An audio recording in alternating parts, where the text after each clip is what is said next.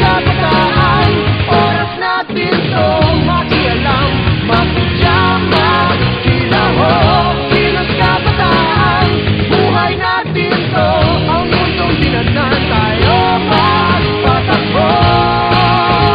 Makijam ka, pare ko, matutong kang makisaya, ang mundo may magkaiba, sabay-sabay kung mag-ingay, makilaho, magpakilala.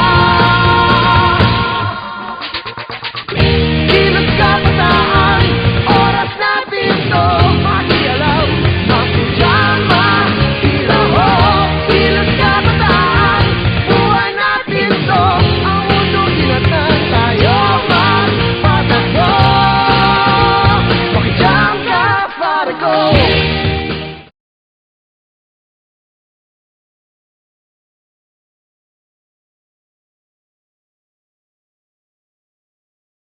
Community organizing,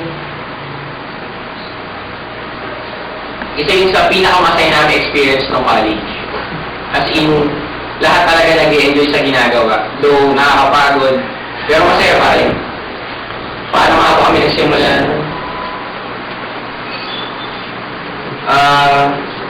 Kasi yung pre-entry phase, yung first phase ng community organizing, school yung gumawa nun.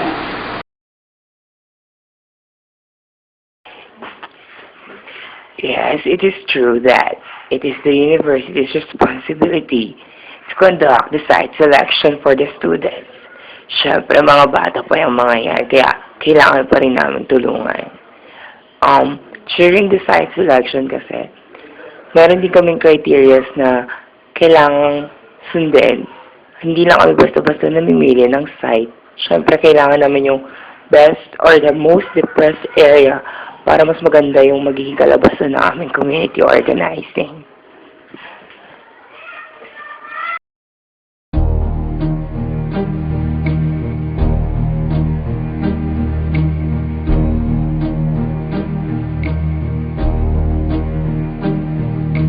Who can say where the road goes, where the day flows? Only time. And who can say if your love grows as your heart shows? Only time. We are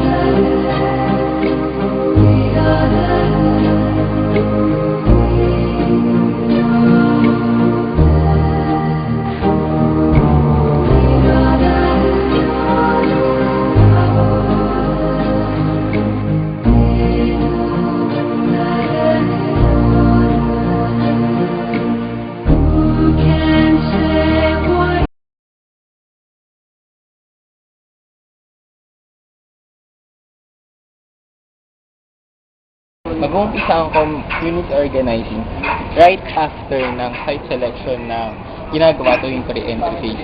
Dito na kayo mag-uumpisa pumasok sa komunidad. Obvious naman, di ba? Entry phase nga eh. Dito sa entry phase na to, dito kayo mag-uumpisang sabihin na nating paghahalungkat ng komunidad. Dito sa paghahalungkat ng komunidad na to, you will be doing a community research, community study, integration, and also courtesy calls, tsaka iba pa. As I have said, paghahalungkat ng komunidad, because you will be looking, searching, and even identify the health leaders and even the health problems and health needs of the community. Magbilan nga po, isa pong up.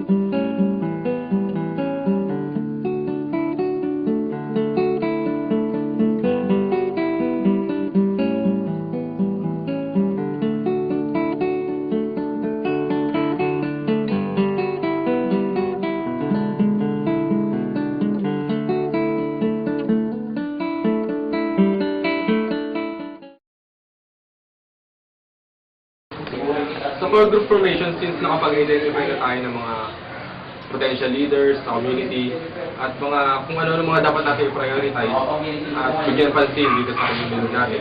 Magiging main focus na lang dito sa phase 2 ang pag-integrate ng core group, na tinatawag natin core group, sa community.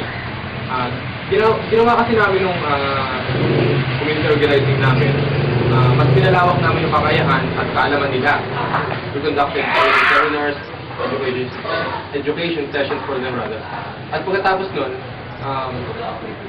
nabibigyan natin sila ng opportunity na to function better o mas maging competitive sila. Competitive yung core group for them to work better and be more efficient.